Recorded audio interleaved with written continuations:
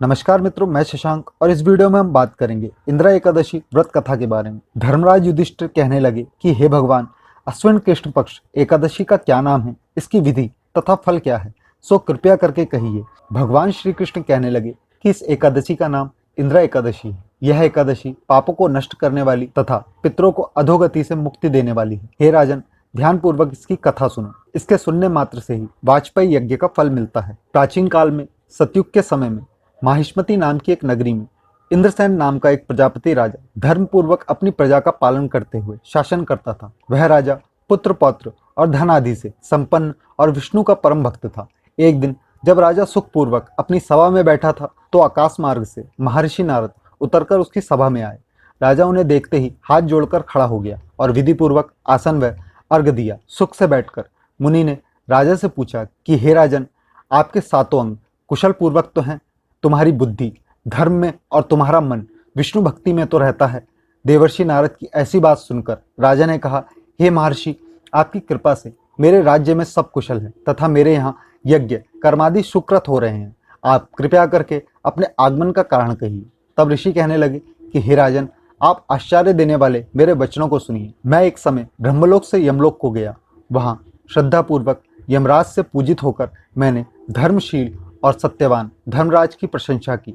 उसी धर्मराज की सभा में महान ज्ञानी और धर्मात्मा तुम्हारे पिता को एकादशी का व्रत भंग होने के कारण देखा। उन्होंने संदेश दिया, सो मैं तुमसे कहता हूँ। उन्होंने कहा कि पूर्व जन्म में कोई विघ्न हो जाने के कारण मैं यमराज के निकट रह रहा हूँ। हे पुत्र, यदि तुम अश्विन कृष्ण इंदिरा एकादशी का व्रत मेरे निमित्त करो तो मुझे स्वर्ग की प्राप्ति हो सकती है। इतना सुनकर राजा कहने लगा कि हे महर्षि, आप इस व्रत की विधि मुझसे कहिए। नारद जी कहने लगे, अश्विन माह की कृष्ण पक्ष की दशमी के दिन प्रातःकाल श्रद्धापूर्वक स्नान आदि से निवृत्त होकर पुनः दोपहर को नदी आदि में जाकर स्नान करें, फिर श्रद्धापूर्वक पितरों का श्राद्ध करें और एक बार भोजन करें। प्रातःकाल होने पर एकादशी के दिन दातून आदि करके स्नान करें, फिर व्रत के नियमों को भक्तिपूर्वक ग्रहण करते हुए प्रतिज्ञा करें कि मैं आज संपूर्ण भोगों को त्याग कर निराहार एकादशी का व्रत करूंगा।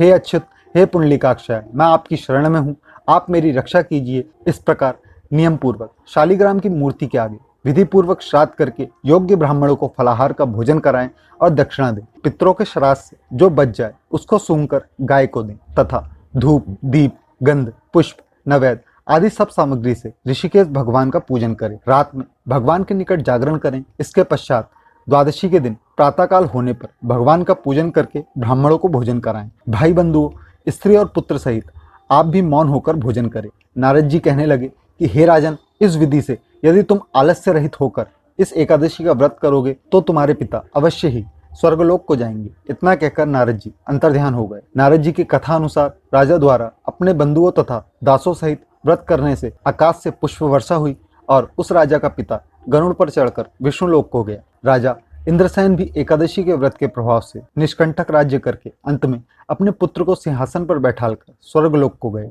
हे युधिष्ठिर, यह इंदिरा एकादशी के व्रत का महत्व मैंने तुमसे कहा।